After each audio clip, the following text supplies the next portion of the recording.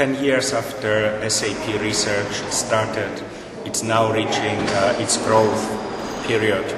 And there are several domains that people spend their time on. We did a development workshop at the Academy in 2012 where we had, for example, Richard Whittington share his thoughts on the strategy profession, suggesting we need to know more about strategists and what they do and how they strategize. We had Anne Langley discussing strategy documents, how they are produced, how they are consumed. We had Julia Balogan discussing strategists and other agents' identities.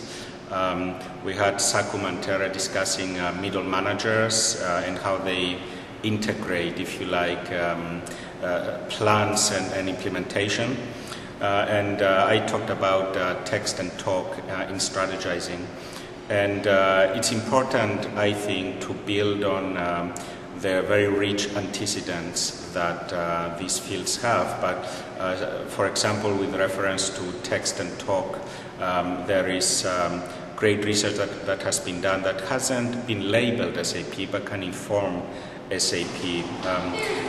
I spent a couple of minutes discussing the attributes of good research, not only SAP but also other types of research. For example, if we are going to understand practitioners, practices and praxis, we need to understand the links between text and context if we are doing studies on text and talk. That is, we must try and understand how documents, talk, framing, discourse influence what people do.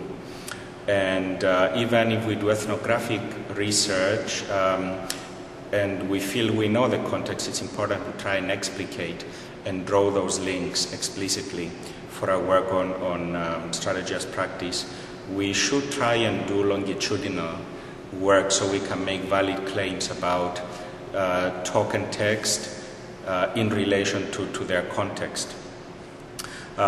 We need to be bold in trying to state our contributions and rigorous in supporting them.